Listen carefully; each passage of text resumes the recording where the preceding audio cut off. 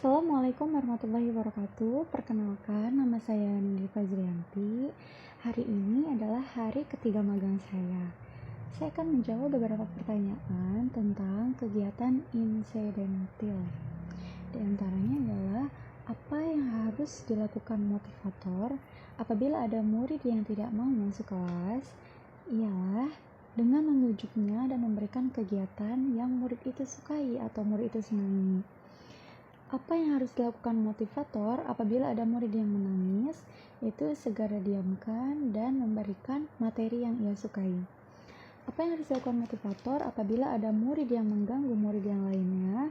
Yaitu dengan menasihatinya secara baik-baik. Apa yang harus dilakukan motivator apabila ada murid yang melamun? Itu ajak berdialog dan bercerita. Apa saja tugas yang harus dilakukan motivator secara periodik setiap minggunya? Yaitu melakukan evaluasi sesuai dengan level dan membuat laporan tentang masalah yang timbul dalam proses belajar.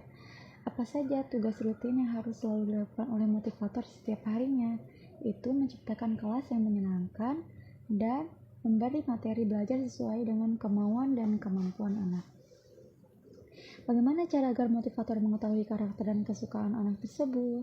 Itu dengan cara mengikuti metode Bimba dan menanyakan kesukaannya secara langsung kepada orang tuanya. Selanjutnya, mengenai tugas dan tanggung jawab motivator. Apa target suasana dan kegiatan di kelas Bimba AIUEO yang harus dicapai oleh motivator? Yaitu rasa nyaman dan menyenangkan tanpa paksaan.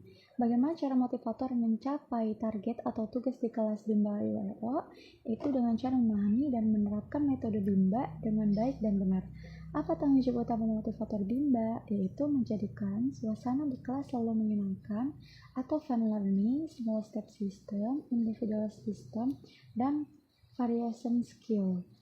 Mengenai tugas tanggung jawab dan motivator di kelas. Apa yang harus dilakukan motivator untuk menjadikan suasana di kelas aman? Yaitu dengan membangun komunikasi yang baik. Apa yang harus dilakukan motivator untuk menjadikan suasana nyaman di kelas? Itu dengan mengajak anak bernyanyi, berdialog, bercerita, dan bermain permainan. Apa yang harus dilakukan motivator dalam mengasihi dan menyayangi murid? Itu dengan cara memberi teori dan apresiasi kepada anak tersebut.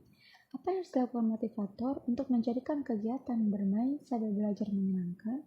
Itu dengan cara fun learning dapat menciptakan dialog yang menyenangkan. Apa yang harus dilakukan motivator untuk memastikan anak melakukan kegiatan yang berhubungan dengan minat belajar?